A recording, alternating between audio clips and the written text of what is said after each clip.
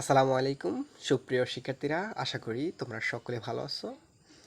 যদিও প্রচণ্ড গরম পড়তেছে, তো তোমাদের আবারও পুনরায় তোমাদের শিক্ষা প্রতিষ্ঠান বদ্ধ নোটিশ এসেছে।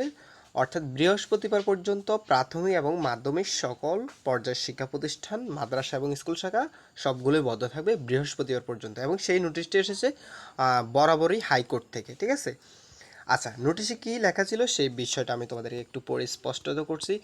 এখানে বলা হচ্ছে যে তীব্র গরম ও চলমান তাপপ্রবাহের মধ্যে সারা দেশে প্রাথমিক এবং মাধ্যমিক স্কুল এবং মাদ্রাসা পাঠদান আগামী বৃহস্পতিবার পর্যন্ত বন্ধ রাখার নির্দেশ দিয়েছে হাইকোর্ট। অলরেডি কিন্তু হাইকোর্ট থেকে বৃহস্পতিবার পর্যন্ত বন্ধ রাখার নির্দেশ দিয়ে দেওয়া হয়েছে।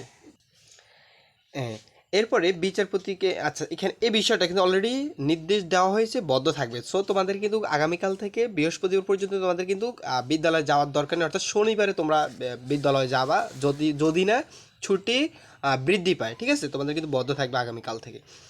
আদেশে বলা হয়েছে যে যে সকল শিক্ষা প্রতিষ্ঠানের শ্রেণীকক্ষে শীততাপ নিয়ন্ত্রণ বা এসি রয়েছে, যেগুলোতে পাঠদান বা পরীক্ষা কার্যক্রম চলবে। অর্থাৎ যে সকল প্রতিষ্ঠানে তাপ এসির ব্যবস্থা রয়েছে বা তাপ নিয়ন্ত্রণ ব্যবস্থা রয়েছে, পাঠদানের সুব্যবস্থা রয়েছে, সেখানে কোনো সমস্যা নেই, সেখানে পাঠদান কার্যক্রম চলবে। এছাড়া যদি কোনো প্রতিষ্ঠানে পরীক্ষার দিন ধার্য থাকে, অর্থাৎ যে এখানে পরীক্ষা চলতেছে, পরীক্ষা চলমান এমন সময় বদ্ধ দেওয়ার কারণে পরীক্ষার ব্যাঘাত ঘটবে, ওই ক্ষেত্রেও কিন্তু কী করা যাবে, পরীক্ষা অনুষ্ঠিত হতে পারবে। এটাও আদেশে উল্লেখ করা হয়েছে। আচ্ছা, কোনো সমস্যা নেই।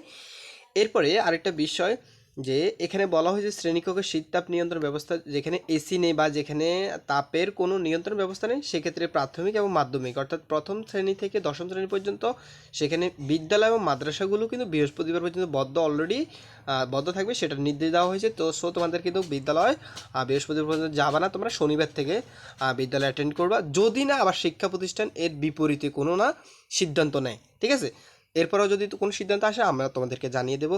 সো প্রিয় শিক্ষার্থীরা, তোমাদের গরমের মধ্যে সকলের সুস্থতা কামনা করে বিদায় নিচ্ছি। তোমরা তোমাদের সকলের প্রতি সকলের যত্ন নিও। আর আমার এই ভিডিওটা বা এই তথ্যটা তোমাদের যদি কোনো হেল্পফুল হয়, অবশ্যই ভিডিওতে একটা লাইক করে দিবা, আর যারা চ্যানেলটি সাবস্ক্রাইব করেনি সাবস্ক্রাইব করে দিবা। ধন্যবাদ সবাইকে।